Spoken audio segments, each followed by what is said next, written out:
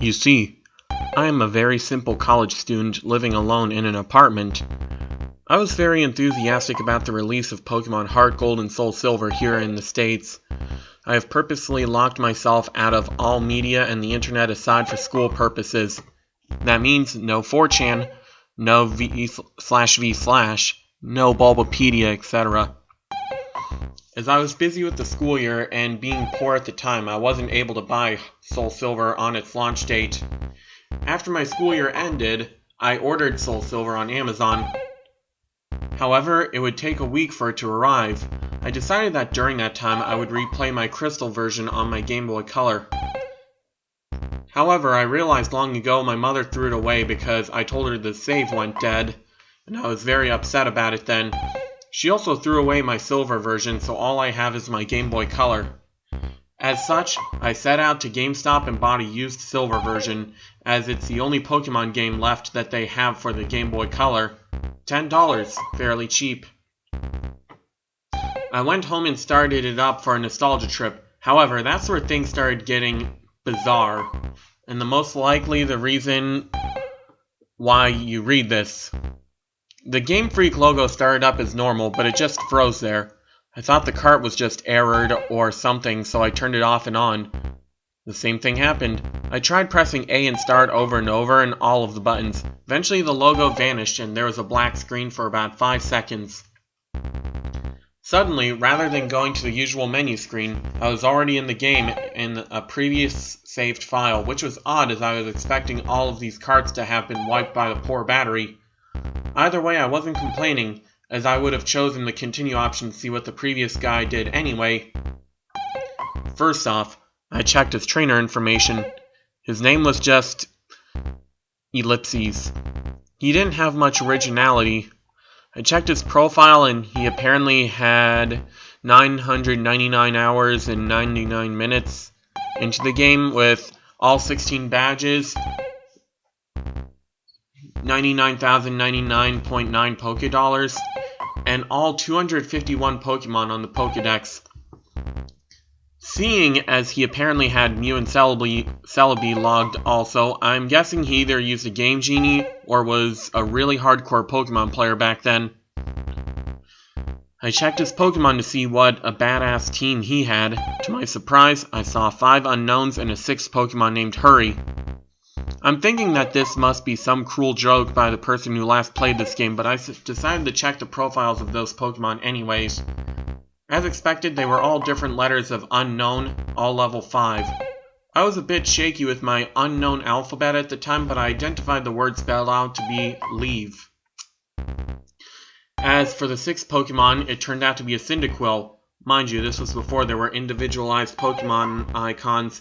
The Cyndaquil looked normal, but it was level 5 with only 1 HP left, and only 2 attacks, Leer and Flash.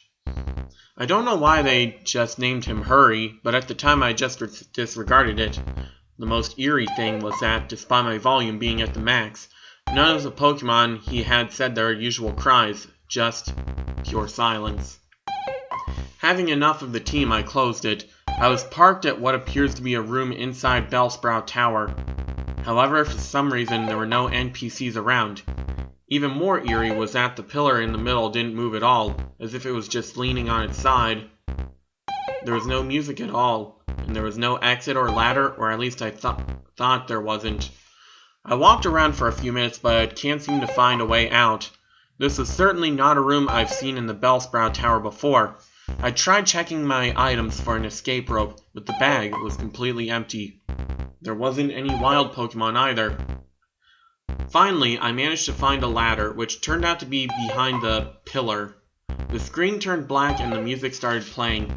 I had a sudden chill as I recognized that melody I heard to be the theme you hear when you listen to the radio at the Alph Ruins where the Unknown are at. I immediately realized that it wasn't a loading transition, but rather I was in a dark room and would need flash. Before I took care of that, though, I immediately checked my Pokegear to change the radio to something more pleasant. But it turns out there was no radio card, or even a phone, nor time cards. There was only a map card in which Gold, ...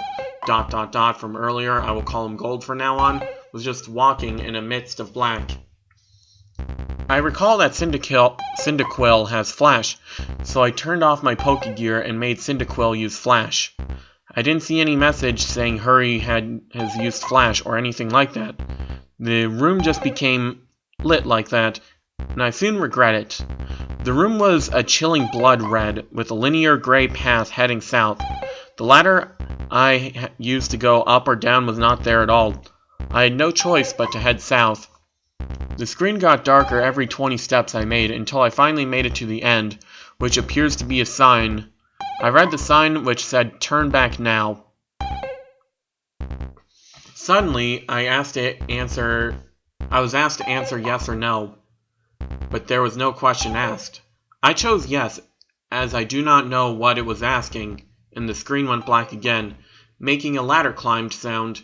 The unknown radio music stopped, and in a few seconds was replaced with the not as creepy Poke Flute radio music.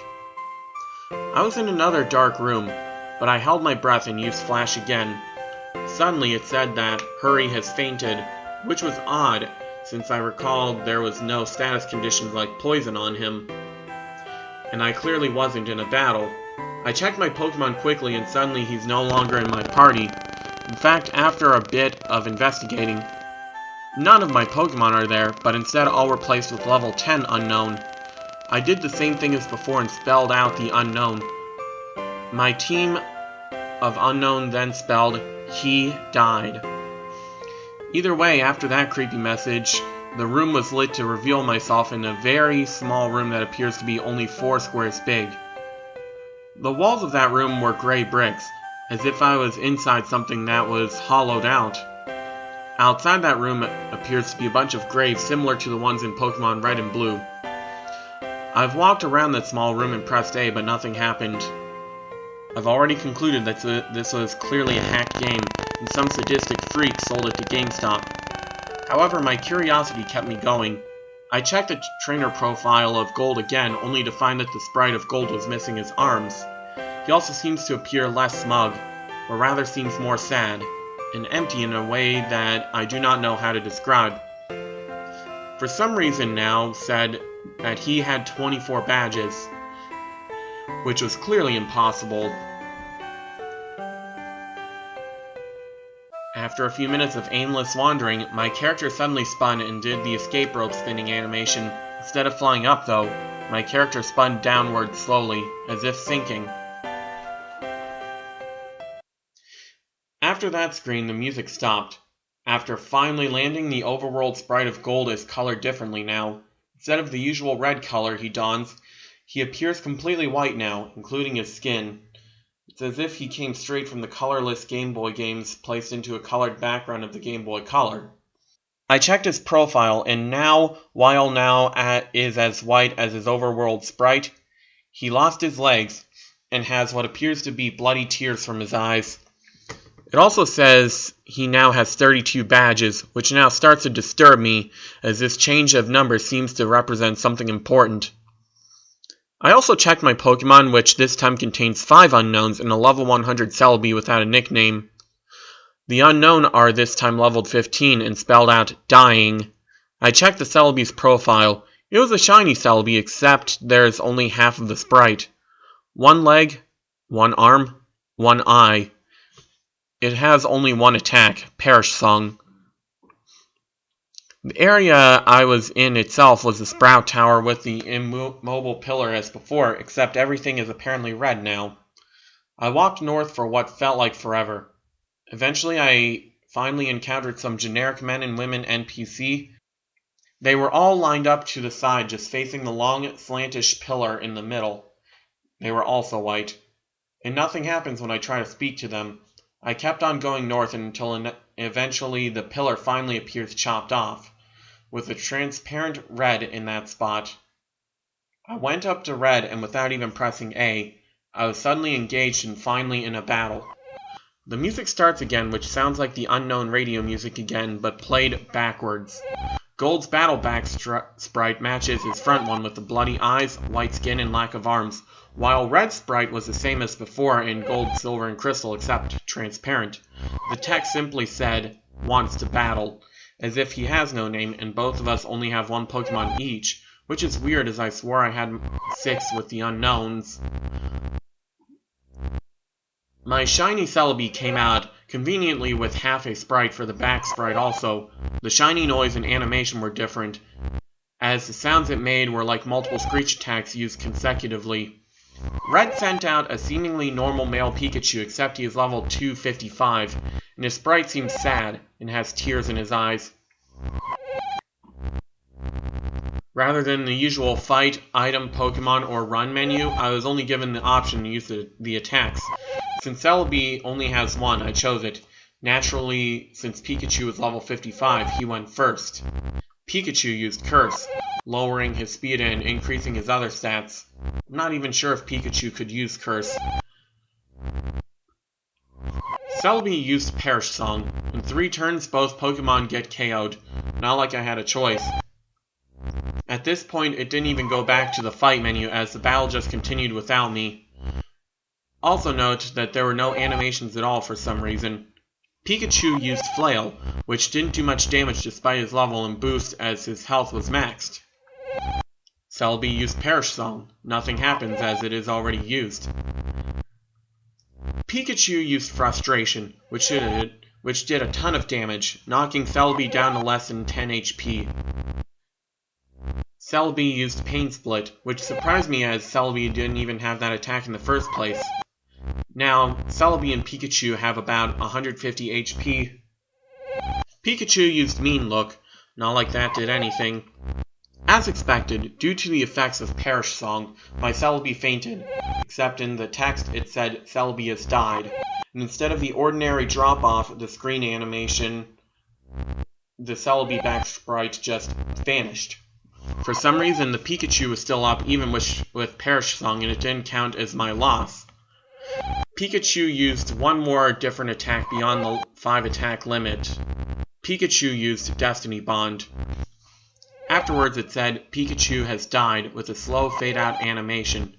Apparently I was the winner, as the transparent red sprite just showed up and said, multiple ellipses. At this point I just freaked out, as that transparent red sprite was suddenly beheaded, leaving nothing but his transparent body. The battle then ended at that point and faded out along with the music. I'm back in the overworld with another change to the gold sprite. He's now as transparent as Red's overworld sprite.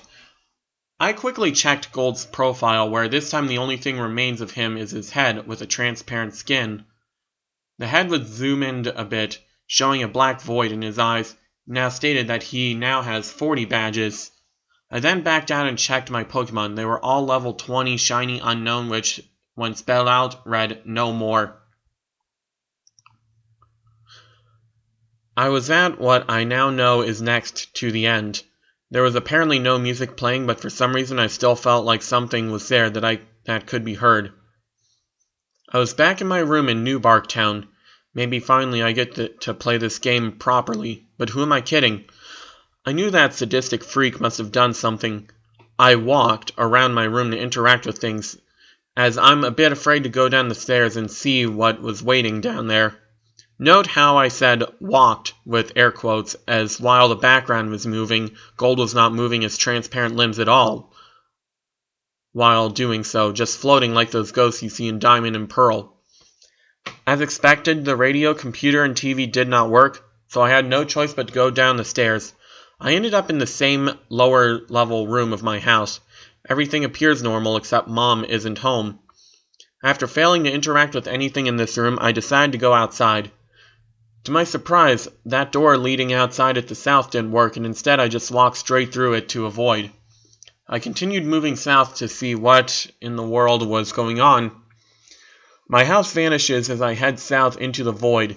It was creepy as when I entered the void, the outline on Gold's transparent sprite turned white to contrast with the pitch black. Eventually, I reached a white area and Gold's back sprite turned black and transparent again. I continued south without thinking of stopping at all. After a long trek south, I finally encountered something.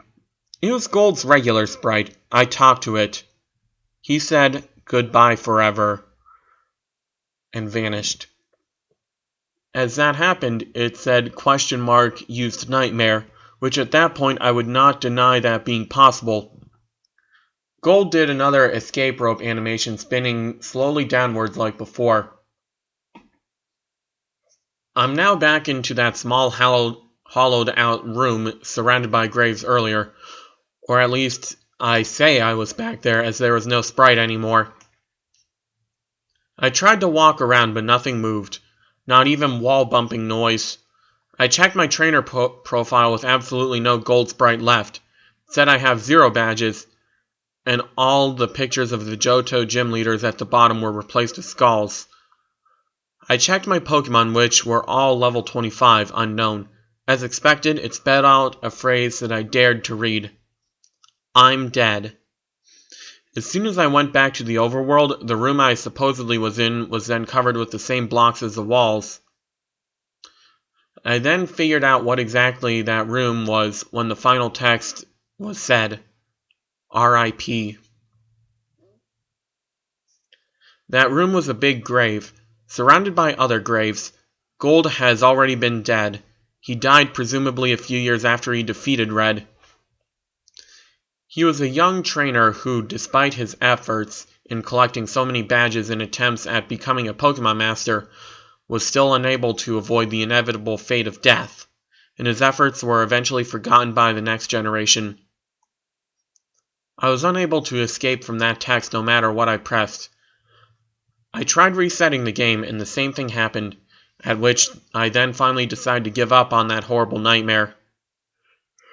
After that experience, I will never look at the gimmick unknown the same way again. They say that only the first generation have folk tales and legends, but the second generation has shown me how unpleasant the truth can be. I eventually enjoyed Soul Silver immensely, but I still can't unthink what that rigged game has told me.